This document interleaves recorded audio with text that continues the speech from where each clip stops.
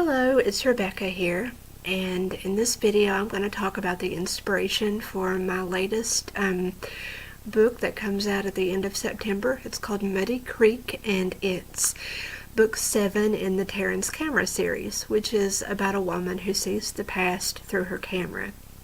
So Muddy Creek has 2 points of inspiration that led to kind of the building blocks of the story. One is the Carrie Underwood song, Blown Away. When I hear it, I think it's kind of a creepy song. I realize it's about a tornado, but that's not the image that I have in my head. When I hear it, I think about a woman kind of pushed to the brink of doing something really terrible, and but probably for a good reason. So I took that and kind of ran with the storyline, which isn't anything like the song, but the song at least served as inspiration for it. The other thing is about an actual school. So the haunted building in Muddy Creek is a school.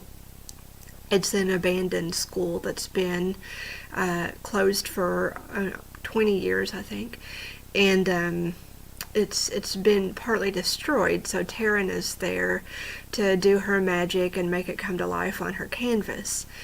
So what made me think of that is an elementary school that I attended when I was a kid. It's been abandoned and kind of left to rot now for many years. I took my husband back to it a couple of years ago because I wanted to show it to him. And when we got there, it was kind of the end of summer. It had rained a lot, so there was quite a bit of standing water. And we're walking around, and it's growing, weeds are growing up, and tree branches have fallen over, in the driveway, and there's some windows that are broken out and stuff. And as we walked around, we saw one of the windows, and it looked kind of like light inside, like a light might be on. And I laughed and said, "Is the electricity on in there?" And we really thought it might be. Like, just randomly they left the electric on and a light was on in one of the rooms. But when we walked up to it, it wasn't the light on inside. It was that the roof had caved in, like maybe from a storm. And the daylight was actually peeking out through the window. And it was so bright because there was no roof overhead that it made it look like a light was on inside. And there was a tree like growing through the floor, and it was really crazy. So vines had grown up the side of the building and were breaking the windows, and it was just really spooky looking. And as I stood there and looked at it, I got cold chills because the thought that ran through my mind was, this is what it's always looked like.